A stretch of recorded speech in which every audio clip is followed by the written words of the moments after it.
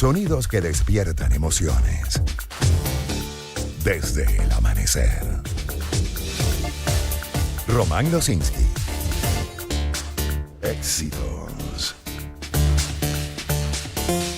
Son las 7:36 de la mañana. Leemos hoy en titulares que cerca de 61,000 hectáreas han sido afectadas en Venezuela por más de 3,000 incendios registrados durante la temporada seca, que comenzó la segunda semana de diciembre del año pasado y se va a extender por lo menos hasta mediados de mayo. Esto lo informó este miércoles el ministro de Ecosocialismo, Josué Lorca. Agregue usted esa imagen, la información, pero lo que registra esta serie de equipos de la NASA que habla de cifras récord de incendios en el país. Ojo, situación que hemos revisado también en los titulares que están ocurriendo en otras partes del planeta, que ni siquiera de la región. Ahora, sobre lo que nos compete, sobre Venezuela y las consecuencias queremos hablar. Por una parte del ambiente, por otra parte en la salud de nosotros, las personas, y por eso dos invitados a esta hora de la mañana. Por una parte, tenemos a Alejandro Álvarez. Alejandro es ambientalista, es coordinador de Clima 21, es un experto en materia de ambiente. Alejandro, muy buen día, ¿cómo está? Muy buenos días, muchas gracias por la invitación. Agradecido nosotros con ustedes porque me refiero también al doctor Andrés Orsoni, es neumonólogo, especialista en medicina crítica, coordinador de la unidad de terapia intensiva del Grupo Médico Santa Paula. Doctor Orsoni, qué gusto. Saludos, Román. Gracias por la invitación.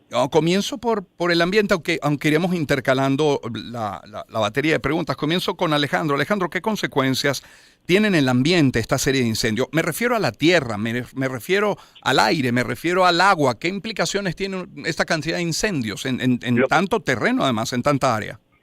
Por lo primero que tenemos que contextualizar, Venezuela tiene un historial largo de efectos muy graves de incendios, productos generalmente de malas prácticas agrícolas y de uso inadecuado del fuego. Es decir, el fuego en Venezuela no se produce por razones naturales. Ahora, en la actualidad ha aumentado la cantidad de incendios a lo largo del tiempo. En los últimos 20 años hemos visto, hay dos factores, uno tiene que ver con cambio climático y otro tiene que ver con el tema de gestión del territorio. Muy bien, ¿ese qué efectos va a tener? Tiene efectos múltiples. Hay unos efectos de salud, que los hablará el doctor, y unos efectos sobre el tema ambiental. Vamos a tener aquí en la ciudad de Caracas, una ciudad enormemente contaminada que va a afectar, por supuesto, Caracas es la ciudad de las aves. A pesar de que es una ciudad enormemente contaminada, con muchos problemas ambientales, en Caracas se han determinado más de 300 especies de aves, muchas de ellas son visibles porque son grandes, como las guacamayas y cosas por el estilo, hasta aves pequeñitas que son extraordinarias y son parte de un ecosistema total. Eso van a ser afectadas igual que los humanos, pero igualmente en las zonas naturales que va quedando en los alrededores de Caracas, los organismos pequeños, en particular aquellos que no pueden huir rápidamente, van a ser destruidos. Están siendo destruidos además los bosques en las zonas alrededor de Caracas. Esos bosques protegen esas laderas que hay en los alrededores de Caracas de que no haya deslaves e inundaciones rápidas. Cuando tú destruyes eso, la posibilidad de un deslave o de un movimiento de tierra importante se hace cada vez más grande. Además, la ciudad se hace insostenible frente al cambio climático. Alejandro, antes de dar la palabra al doctor Orsoni, hay incendios que efectivamente son provocados en tierras agrícolas que por varias razones utilizan fuego como para deshacerse de la maleza, pero que pueden efectivamente salirse de control. ¿Qué recomendaciones a los productores en un momento como este? El fuego, como en su uso agrícola, ha estado dejándose de usar en todo el mundo. ¿Por qué? Porque es muy difícil controlar el fuego. Es decir, a pesar de que puede tener en algunas partes del mundo, todavía se usa en ciertas condiciones. Cuando tú tienes grandes extensiones que los quemas, por ejemplo, los cañaverales en Venezuela, se queman todos los años al final de la temporada de zafra. Tú puedes desarrollar, primero, eso tiene efectos sobre toda la gente, todas las personas alrededor y sobre su fauna, pero a su vez es muy difícil el control. Hay sistemas agrícolas que ahora no usan fuego, hay otros procedimientos para no usar fuego. El problema más grande es que se usa de nuevo el fuego como parte de un sistema de producción muy artesanal que es el conuqueo. El conuqueo no en su forma popular, digamos, más sencilla, sino personas que no eran agricultores, que por razones de pobreza empiezan a abrir campo en zonas inadecuadas y empiezan a utilizar el sistema de tumbar árboles y quemarlos. Y eso se salen de control muy rápidamente. Eso hay que evitarlo dándole a esas personas alternativas que no sean el conuqueo. Claro. Más allá del origen, y que por supuesto es importante saberlo y tratar de controlarlo, está luego el impacto. Es decir, los incendios han estado durante un tiempo. Decía yo que en mi viaje la semana pasada, desde Caracas hasta Mérida, por lo menos desde Morón hasta Santo Domingo, ya en Mérida, pues uno veía o los incendios en desarrollo o las zonas ya arrasadas. Y con esto voy al doctor Orsoni. Doctor Andrés Orsoni, las consecuencias ahora sí para las personas, no sé, su sistema respiratorio, se me ocurre, sus ojos, no sé si hasta la piel, ¿qué efectos tienen nosotros? Sí, es importante decirle que el hollín, los restos de micropartículas después de que se quema la combustión de madera, que quedan suspendidas en el aire y quedan suspendidas por mucho tiempo, todo esto va a producir una gran irritación en las mucosas del organismo, en los ojos, en la nariz, en la garganta, en la boca y en las vías respiratorias. Si tú inhalas estos productos por la combustión de la madera, esas micropartículas de menores de 2.5 micras que entran a la vía respiratoria pueden producir una irritación importante en el parénquima pulmonar hacia los alvéolos pulmonares, donde se hace el intercambio gaseoso. Entonces, una persona que tenga una enfermedad previa pulmonar va a padecer mucho más rápido que una persona que no tenga una enfermedad previa, pero igual las dos pueden tener problemas respiratorios.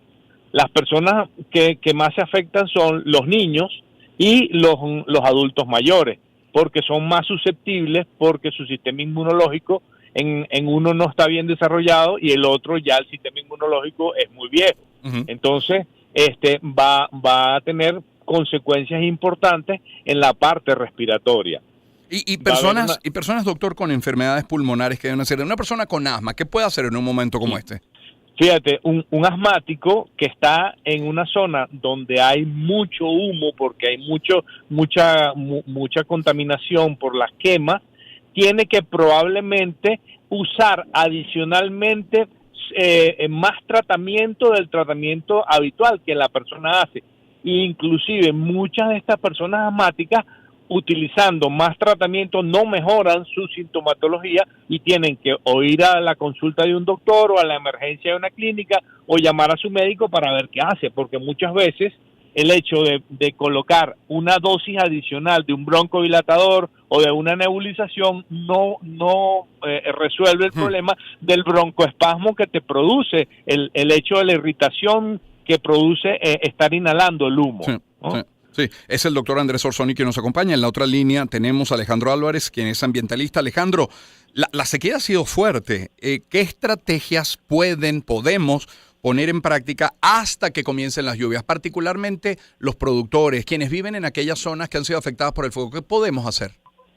En particular, fíjate que los productores en este momento, y una de las cosas que tú viste es un proceso de que en este momento, por tecnología satelital, Venezuela tiene una enorme cantidad de focos de calor, que cada foco de calor es potencialmente un incendio. Uh-huh. Venezuela tiene en este momento mayor número de focos de calor que Colombia o Brasil.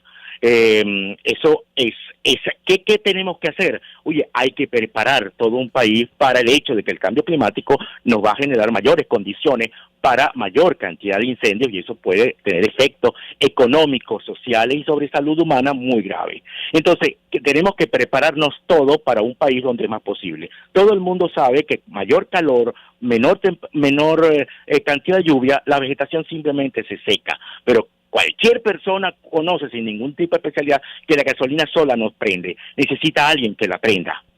Entonces, necesitamos evitar no solamente lo que no podemos evitar, que es el tema climático, evitar que se inicie el fuego. Para eso tiene que haber una estrategia en cada lugar, en cada estado y en todo el país que permita atender las causas previas y posteriormente el hecho de que cuando se incendia haya gente suficientemente preparada con la capacidad y los equipos adecuados. Personalmente, las personas a su alrededor deben revisar si en sus alrededores donde viven hay vegetación muy seca, en particular pajonales que se han crecido en algunos sitios, e intentar disminuir esos pajonales, porque esos pajonales que es una gramínea africana que se metió a Venezuela hace unos años atrás, se incendian muy rápidamente. O sea, su capacidad de combustión es muy alta y se incendian rápidamente. De hecho, no pasan mucho tiempo prendidas, pero pueden producir mucho daño porque extienden el incendio hacia otras partes donde